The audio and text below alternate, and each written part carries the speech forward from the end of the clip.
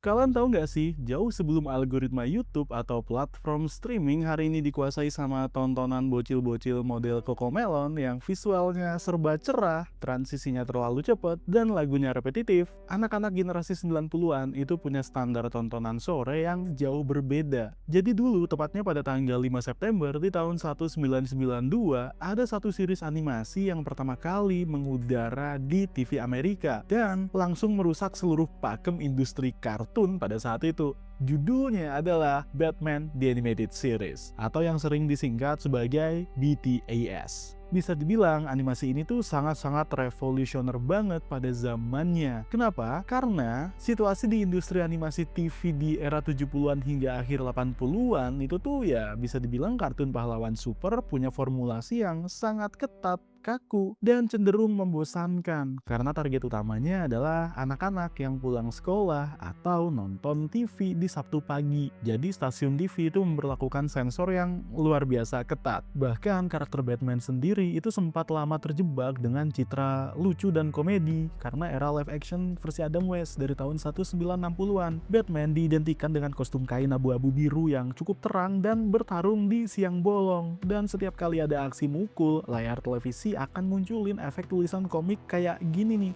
Bagi publik awam saat itu, Batman adalah karakter komedi yang ramah anak. Meskipun sutradara Tim Burton itu sempat mendobrak citra ini lewat film layar lebar Batman tahun 1989 yang dibintangi sama Michael Keaton, industri animasi televisi itu masih belum berani ngambil resiko untuk ngebawa atmosfer dark itu ke layar TV. Sampai akhirnya, trio kreator di Warner Bros. Animation, yaitu Bruce Timm, Eric Radomski, dan penulis Paul Dini, itu dikasih lampu hijau untuk menggarap proyek animasi Batman yang baru. Alih-alih ngikutin arus industri yang aman, mereka justru ngambil arah yang 180 derajat berbeda. Mereka menantang batasan sensor stasiun televisi saat itu, dimana mereka nggak mau bikin kartun anak-anak biasa, yang habis ditonton ya langsung dilupain. Visi mereka itu jelas banget sejak awal. Mereka pengen bikin sebuah film noir detektif klasik yang serius, ada bobotnya, dan punya kedalaman emosional, dan kebetulan disajikan dalam bentuk animasi. Hasilnya, sebuah series yang nggak cuma sukses besar dan memenangkan 4 penghargaan Emmy Awards, tetapi bahkan sampai hari ini, animasinya bahkan dianggap sebagai adaptasi Batman terbaik yang pernah dibuat di muka bumi, mengalahkan banyak versi film bioskopnya. Pertanyaannya adalah, kok bisa sih? So, kita akan bahas satu persatu. Alasan pertama dan yang paling bisa kita lihat adalah series ini tuh sangat istimewa di sisi visualnya.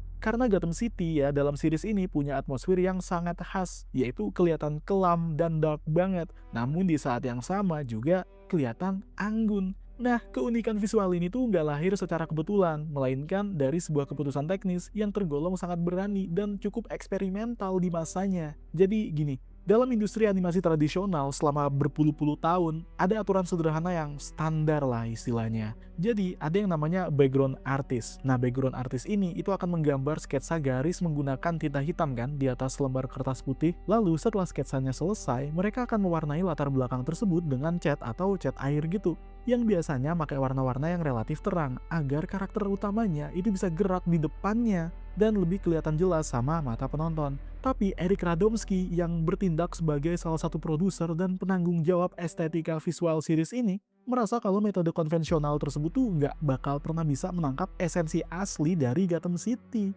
Nah, Gotham ini adalah kota yang korup dan dipenuhi sama kriminalitas dan dikuasai sama ya orang-orang jahat lah. Maka warna hitam atau bayangan yang dihasilkan di atasnya bakal kelihatan tipis dan artificial dan kurang pekat. Nah, karena hal itu, Radomski itu membuat keputusan yang cukup radikal yang sempat bikin tim animatornya tuh bingung. Ia nyuruh seluruh timnya untuk membuang kertas putih dan menggambar semua latar belakang langsung di atas kertas karton hitam pekat. Teknik ini otomatis mengubah total cara berpikir dan cara kerja para animatornya. Alih-alih menggambar bayangan di area yang terang, mereka justru harus melakukan hal yang sebaliknya. Mereka melukis cahaya di atas kegelapan. Jadi mereka tuh pakai pensil warna khusus, cat akrilik, dan teknik airbrush untuk munculin sedikit demi sedikit detail bangunan dari balik permukaan hitamnya. Ketika mereka tuh pengen menggambar lampu jalanan, ya mereka nggak gambar tiang lampunya terlebih dahulu, melainkan pancaran cahayanya yang menembus kegelapan. So, ketika mereka tuh pengen menggambar gedung, mereka ya cuman ngasih garis-garis penegas di sudut-sudut arsitekturnya itu, yang nanti bakal terkena pantulan cahaya bulan. Nah, gaya visual yang unik ini kemudian melahirkan istilah baru tuh dalam dunia seni animasi, yaitu Dark Deco. Nah, gaya ini merupakan perpaduan jenius antara arsitektur Art Deco yang populer di era 1930-an yang dicirikan dengan gedung-gedung kotak raksasa gitulah yang kaku dan geometris serta menjulang tinggi dengan elemen visual dari film-film German Expressionism serta film kriminal noir Amerika tahun 1940-an yang memaksimalkan penggunaan kontras tinggi antara gelap dan terangnya itu. Gedung-gedung di Gotham City dalam series ini juga sengaja digambar dengan sudut-sudut yang tajam dan ukuran yang tidak realistis, seolah-olah bangunan-bangunan itu sedang mengintimidasi dan menghimpit siapa saja yang berjalan di trotoar bawahnya. Langit Gotham juga nggak pernah berwarna biru atau abu-abu. Ya, langitnya selalu digambar dengan warna merah darah yang pekat atau hitam kelam yang diselimuti kabut asap pabrik yang tebal. Nah, jalanannya juga hampir selalu diperlihatkan basah oleh sisa air hujan yang menciptakan efek pantulan lampu neon yang cukup dramatis di series ini. Selain teknik kertas hitam, kekuatan visual dari series ini juga terletak pada konsep seni yang disebut dengan anakronisme estetika. Nah, tim kreator itu sengaja merancang dunia Batman ini agar nggak memiliki penanda waktu atau era yang jelas. Jadi dunia di dalam Batman The Animated Series adalah sebuah distopia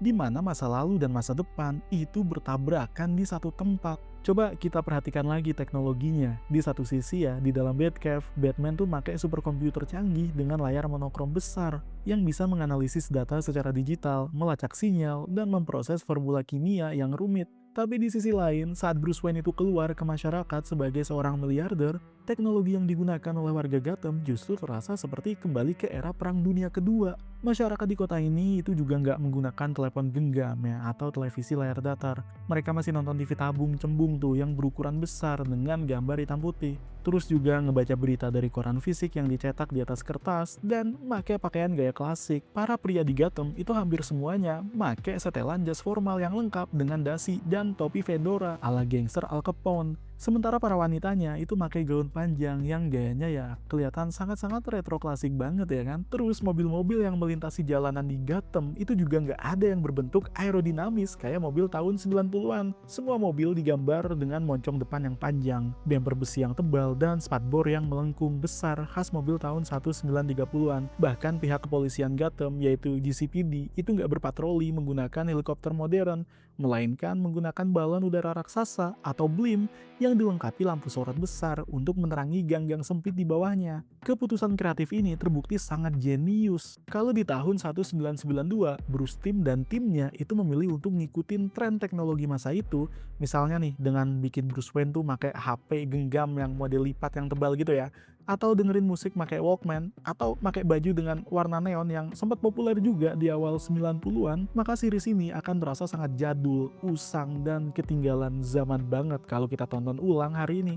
Namun karena mereka itu milih estetika anachronism yang timeless, maka visual dari Batman The Animated Series itu tetap kelihatan sangat segar dan punya nilai seni yang sangat tinggi, serta sama sekali nggak kerasa kuno, bahkan kalau kita tonton ya puluhan tahun setelah masa produksinya tuh berakhir. Gotham di series ini bukan sekedar gambar mati yang berfungsi sebagai latar belakang tempat Batman tuh mukul para penjahat. Visual yang hebat dan revolusioner tentu nggak akan berarti apa-apa kalau karakter di dalamnya kerasa kosong tanpa jiwa. Nah, disinilah alasan keduanya tuh muncul, yaitu aspek audio dan jajaran pengisi suaranya, yaitu voice actornya. Sampai detik ini, para fans film live action layar lebar itu masih sering kali ya terlibat perdebatan yang nggak habis-habis dan nggak berguna tentang siapa aktor terbaik yang pernah menggunakan jubah The Dark Knight. Generasi penonton trilogi Christopher Nolan pasti bakal bilang kalau Christian Bale ya itu Batman terbaik. Tapi generasi yang lebih tua mungkin bakal bilang Michael Keaton adalah Batman terbaik. Terus penggemar komik yang suka sama tampilan Batman yang garang dan gede, tentu mereka akan bilang Ben Affleck di Zack Snyder Justice League lah Batman terbaik. Sementara penonton yang lebih baru lagi itu bakal bilang kalau Robert Pattinson lah Batman terbaik. Tapi kalau kita itu melemparkan pertanyaan ini kepada komunitas fans komik secara global atau secara luas tentang siapa aktor yang punya suara Batman yang sesungguhnya, perdebatan itu biasanya akan langsung selesai. Dan kebanyakan mereka akan bilang Batman terbaik adalah mendiang Kevin Conroy. Jadi sebelum Kevin Conroy itu bergabung dalam proyek Batman The Animated Series, ada sebuah kebiasaan atau pakem yang kurang baik dalam industri voice actor untuk animasi pahlawan super di Amerika. Jadi biasanya seorang aktor atau pengisi suara akan menggunakan warna, nada, dan intonasi suara yang sama persis. Baik saat dia itu berdialog sebagai manusia biasa maupun saat dia itu sudah pakai kostum topeng pahlawannya. Akibatnya konsep penyamaran identitas rahasia mereka di TV terasa sangat konyol dan gak masuk akal secara logika. Dan akan selalu muncul pertanyaan, kenapa nggak ada satupun orang yang kenal sama suara mereka ya? Nah, Kevin Conroy yang memiliki latar belakang pendidikan formal sebagai aktor teater klasik Shakespeare di sekolah seni ternama Juilliard, itu melihat hal tersebut sebagai sebuah kelemahan narasi yang besar. So, Kevin Conroy melakukan pendekatan psikologis mendalam terhadap karakter ini. Jadi dia memahami bahwa Bruce Wayne adalah seorang pria yang mengalami trauma psikologis yang sangat berat akibat melihat kedua orang tuanya ditembak mati di depannya saat masih kecil.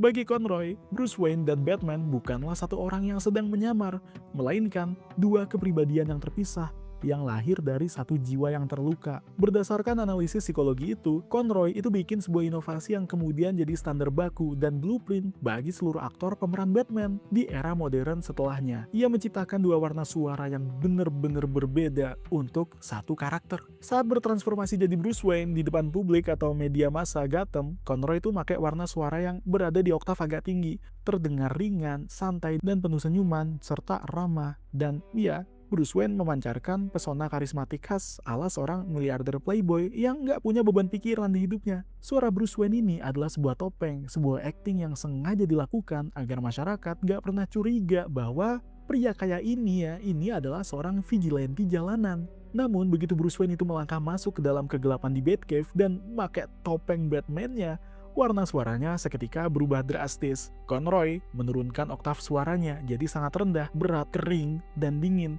dan penuh dengan penekanan emosional yang konstan. Kerennya, Batman versi Conroy ini tuh nggak perlu berteriak secara histeris atau pakai alat pengubah suara elektronik semacam voice modulator kayak yang dilakukan sama Kristen Bell atau Ben Affleck di filmnya. Cukup dengan suara yang dingin dan tegas tapi tenang, maka kriminal di Gotham akan langsung gemeteran tuh, atau mungkin bahkan ada yang sampai pipis di celana. Satu hal yang bikin suara Batman versi Conroy ini dinobatkan sebagai yang terbaik adalah karena dia nggak pernah melupakan satu elemen krusial, yaitu empati. Batman di series ini tuh bukan machine killer yang demen ngehantam para kriminal secara membabi buta. Karena Batman, ya sejatinya manusia yang tahu persis bagaimana rasanya kehilangan sesuatu yang berharga. Ada banyak adegan di series ini di mana Batman tuh berbicara dengan suara yang sangat lembut saat nolong anak kecil yang ketakutan, atau bahkan saat dia tuh mencoba menyadarkan musuh-musuhnya yang sedang mengamuk karena frustasi. Batman bertarung bukan karena dia tuh membenci para penjahat di depannya,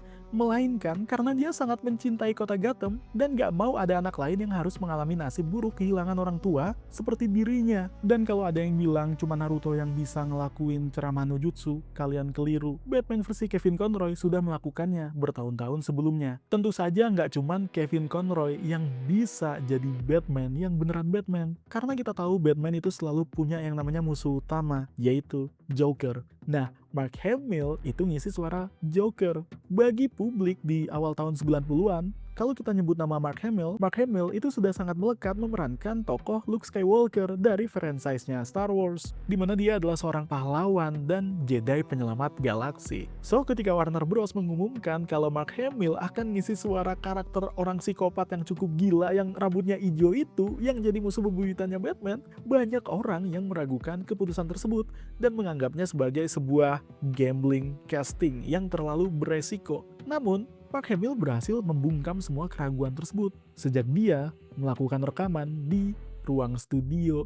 Joker versi Mark Hamill ini tuh sukses jadi standar untuk karakter Joker di seluruh medium adaptasi. Mark Hamill berhasil memadukan dua sisi Joker secara seimbang, sisi badutnya yang cukup lucu dan sedikit menghibur, dan sisi psikopatnya yang sadis dan manipulatif, serta tindakannya sama sekali nggak bisa diprediksi tuh sama Batman. Uniknya, Mark Hamill itu nggak cuman make suaranya doang saat dia itu ngedubbing, tapi dia itu juga sambil acting dengan make seluruh anggota tubuhnya gitu lah di depan mikrofon. Dia bisa ketawa menggila kayak Batman itu sambil melakukan gerakan seakan-akan dialah Jokernya. Salah satu rahasia besar kenapa chemistry dialog antara Batman dan Joker di series ini tuh kerasa sangat hidup dan punya ketegangan yang sangat nyata adalah metode perekaman suaranya sih. Sutradara yang menangani dialog dari Batman di Animated Series, yaitu Andrea Romano, itu bersikeras agar seluruh aktor pengisi suara berkumpul di satu ruangan yang sama dan melakukan rekaman secara bersama-sama,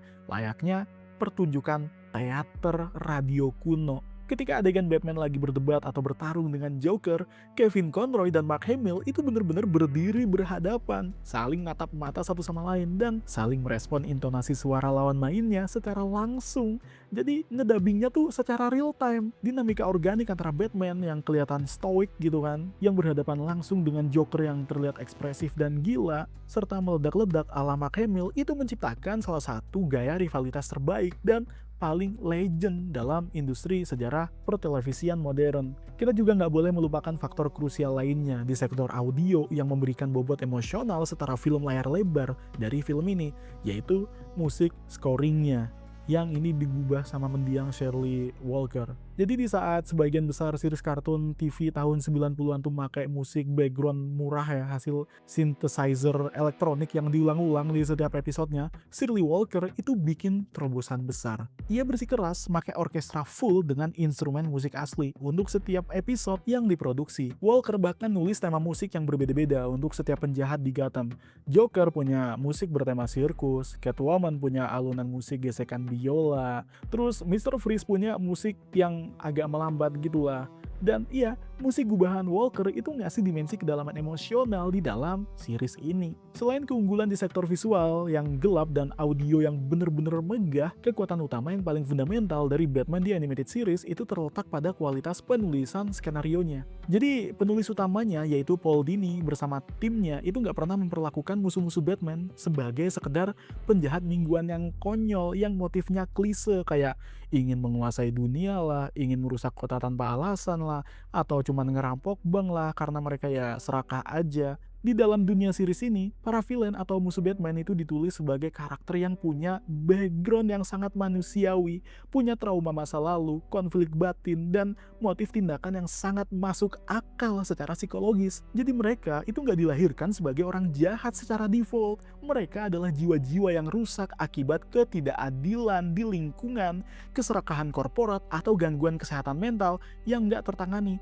Dalam banyak hal, para penjahat ini tuh digambarkan sebagai cerminan atau refleksi dari apa yang bisa saja terjadi pada diri seorang Bruce Wayne jika dulu dia tuh salah memilih jalan hidup saat menghadapi tragedi kematian orang tuanya. Contoh yang paling legendaris dan selalu jadi bahan kajian dalam sekolah penulisan skenario adalah episode yang berjudul Heart of Ice. Nah, episode ini saking luar biasanya sampai berhasil memenangkan penghargaan bergengsi Emmy Awards untuk kategori Outstanding Writing in Animated Program. Nah, jadi gini, teman-teman tuh perlu tahu fakta sejarah komik yang cukup menarik nih. Jadi sebelum tahun 1992, karakter bernama Mr. Freeze di komik utama DC ini adalah salah satu penjahat kelas 2 yang sangat konyol dan gak populer. Latar belakangnya juga dangkal. Dia diceritain cuma seorang pria jahat bernama Mr. Zero yang ngebawa pistol es dan pakai kostum warna-warni dan suka berteriak melontarkan lelucon bertema musim dingin saat merampok toko perhiasan. Konyol nggak? Konyol. Dan dia nggak punya bobot ancaman atau kedalaman karakter sama sekali. Tapi di tangan dinginnya Paul Dini, asal-usul karakter ini tuh diubah secara total dan direvisi habis-habisan. Dan versi revisi inilah yang saking bagusnya, akhirnya diadopsi jadi sejarah resminya atau versi canon di komik utama DC dan dipakai di seluruh adaptasi film live action serta video game hingga saat ini. Jadi dalam episode Heart of Ice, Mr. Freeze itu ditulis ulang sebagai seorang ilmuwan jenius bernama Dr. Victor Freeze. Victor ini adalah seorang pria yang sangat mencintai istrinya. Bahasa sekarangnya tuh bucin lah. Ke Nora. Nora ini nama istrinya ya, yang memang sedang mengidap sebuah penyakit langka yang mematikan yang belum ada obatnya di dunia. Jadi demi menyelamatkan nyawa wanita yang paling dicintainya itu, Victor itu menggunakan keahlian ilmiahnya untuk membekukan tubuh Nora secara cryogenik di dalam laboratorium sebuah korporat medis besar dengan harapan tubuh istrinya tuh bisa bertahan hidup sampai dia berhasil menemukan obat penawarnya di masa depan. Namun CEO dari korporat tempatnya bekerja itu adalah seorang pria yang serakah yang hanya memikirkan keuntungan finansial perusahaan. Ia tuh menganggap ya kalau proyek pembekuan Nora hanya buang-buang anggaran perusahaan dan memerintahkan anak buahnya untuk memutus aliran listrik tabung kriogenik Nora secara paksa. Victor yang panik mencoba untuk menghentikan tindakan tersebut, namun dia justru diserang dan didorong oleh sang CEO hingga jatuh menabrak tangki bahan kimia pendingin yang bocor. Victor berhasil selamat dari insiden maut tersebut, namun tubuhnya mengalami mutasi genetik yang cukup mengerikan. Ia tuh nggak bisa lagi bertahan hidup dalam suhu ruangan normal manusia, dan suhu tubuhnya harus selalu berada di bawah titik beku. Dan ia terpaksa menghabiskan sisa hidupnya di dalam sebuah baju mekanik yang kelihatan seperti astronot ini, agar dia itu nggak mati. Ketika Victor Freeze ini bertransformasi jadi Mr. Freeze dan mulai menyerang fasilitas korporat tersebut untuk balas dendam, kita sebagai penonton nggak lagi disuguhin tontonan penjahat kartun yang jahat kayak biasanya. Kita tuh lagi ngelihat seorang pria yang hatinya hancur karena kehilangan cintanya. Dia melakukan hal itu bukan karena dia pengen kaya atau berkuasa, melainkan karena dia ingin menuntut keadilan atas nyawa istrinya yang direnggut oleh keserakahan korporasi. Kalimat-kalimat dialog yang diucapkan oleh Mr. Freeze di episode ini juga ditulis dengan sangat puitis, dan ada satu momen ikonik ketika dia tuh bilang seperti ini. Aku tidak bisa lagi merasakan kehangatan atau cinta. Yang tersisa di dalam diriku hanyalah asap dingin yang membakar. Di akhir episode, setelah Batman itu berhasil menghentikan aksi balas dendamnya tanpa harus menggunakan kekerasan yang begitu brutal, Mr. Freeze itu dikurung di dalam sel khusus yang berpendingin di penjara Arkham Asylum. Dan ada adegan penutup yang memperlihatkan Freeze itu duduk sendirian di pojok sel dan memandangi sebuah patung es kecil berbentuk istrinya sambil mengucapkan permohonan maaf karena telah gagal menyelamatkannya. Dan kelihatan kalau adegannya juga perlahan mendekat ke wajahnya, dan kita bisa ngeliat ada air mata yang jatuh dari mata Mr. Freeze. Coba bayangin deh, ini tuh tontonan bocil di hari Minggu di tahun 1992 yang target pasarnya ya kita ini, namun punya kedalaman konflik moral dan ada tragedi kemanusiaan dan menyajikan emosi yang dibuat sedewasa dan semelankolis itu, hingga penonton dewasa pun juga ikut terharu ketika nonton animasi ini. Batman di sini tidak memperlakukan Mr. Freeze seperti sampah. Dia memahami rasa sakit itu karena Batman juga merasakan kekosongan yang sama di hatinya. Selain berhasil mengubah karakter lama yang konyol jadi karakter yang tragis dan legendaris, series ini juga mencatatkan sejarah besar dalam industri pop culture dan melahirkan sebuah karakter baru yang orisinil, yaitu Harley Quinn. Banyak orang yang nggak tahu kalau di dalam sejarah komik-komik klasik DC, karakter Harley Quinn itu awalnya sama sekali nggak ada. Karakter badut cewek yang punya baju warna merah sirkus ini itu diciptakan sama Paul Dini dan Bruce Timm. Sebenarnya cuman jadi karakter figuran yang numpang lewat aja di episode berjudul Joker's Favor. Rencana awalnya tuh sangat sederhana. Joker tuh butuh seorang asisten wanita yang bisa melompat keluar dari dalam kue raksasa sebagai bagian dari rencana jebakannya. Namun ketika episode tersebut itu selesai diproduksi dan ditayangkan, tim kreator dan penonton langsung menyadari adanya sebuah potensi besar karena chemistry visual dan dialog antara Joker yang kelihatan gila dan kejam ya dengan Harley Quinn yang ceria dan polos ini sama agak-agak sinting ternyata sangat luar biasa menghibur. Bruce Timm akhirnya memutuskan untuk mempertahankan karakter ini dan menjadikannya pacar sekaligus rekan kriminal setia Joker di episode-episode selanjutnya. Hebatnya, series ini tuh gak ragu untuk mengeksplorasi dinamika psikologis yang sangat kompleks dan berani dari hubungan kedua karakter ini sebelum adanya film Suicide Squad. Hubungan antara Joker dan Harley Quinn ini digambarkan secara jujur sebagai sebuah hubungan yang sangat-sangat toksik banget. Karena Harley digambarkan sebagai seorang mantan psikiater Arkham Asylum yang bernama Dr. Harleen Quinzel yang jatuh cinta secara obsesif kepada Joker karena manipulasinya.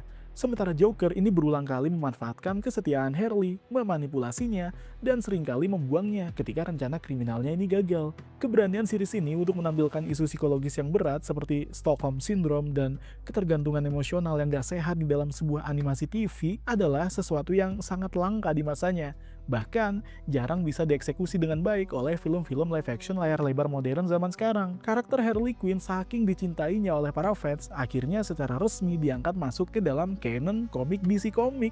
Dan sekarang kita tuh tahu kalau dia itu ya udah jadi salah satu karakter wanita paling populer dan ikonik dan tentu menghasilkan miliaran dolar di seluruh industri pop global. Kematangan penulisan skenario di series ini juga dibuktikan lewat keberanian tim penulis untuk memproduksi episode-episode yang sifatnya sangat eksperimental secara narasi. Salah satu contoh episode eksperimental terbaik dan paling sering dipuji adalah episode berjudul Almost Got 'Em. Konsep dasar dari episode ini tuh sebenarnya sangat sederhana, tapi dieksekusi dengan sangat cerdas. Jadi alih-alih menampilkan aksi kejar-kejaran mobil atau pertarungan fisik yang melelahkan di jalanan ya sejak menit pertama, episode ini justru dibuka dengan adegan 5 musuh terbesar Batman, yaitu Joker, Penguin, Two-Face, Poison Ivy, dan Killer Croc yang lagi kumpul di sebuah ruangan di belakang kedai remang-remang gitulah sambil main kartu remi.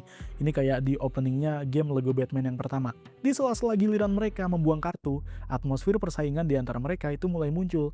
Mereka akhirnya mulai saling pamer dan bercerita secara bergantian mengenai momen-momen di masa lalu, di mana mereka masing-masing merasa telah berhasil menyusun rencana yang paling perfect dan hampir saja sukses membunuh Batman sebelum akhirnya digagalkan di detik-detik terakhir. Oke, kayaknya itu dulu untuk pembahasan tentang Batman di Animated Series. Tapi gimana menurut kalian nih, dari semua episode Batman di Animated Series, mana yang paling kalian suka? Atau yang paling berkesan? Coba deh tulis di kolom komentar. Soalnya animasi ini itu juga dulu pernah tayang di TV lokal. Dan seingatku ya, kalau aku nggak salah, bahasanya tuh bahasa Indonesia. Di TV 7 kalau nggak salah ya, zaman-zaman dulu lah yang logonya warna merah itu. By the way, aku juga udah taruh link di deskripsi di bawah buat kalian semua yang pengen koleksi action figure Batman dan komik-komik Batman lainnya. Jangan lupa untuk klik linknya ya teman-teman. Jadi kalau misalkan kalian suka pembahasan tentang pop culture, video game, dan juga animasi yang cukup underrated, kalian bisa like dan juga subscribe channel ini. Dan ya sampai jumpa lagi di video berikutnya.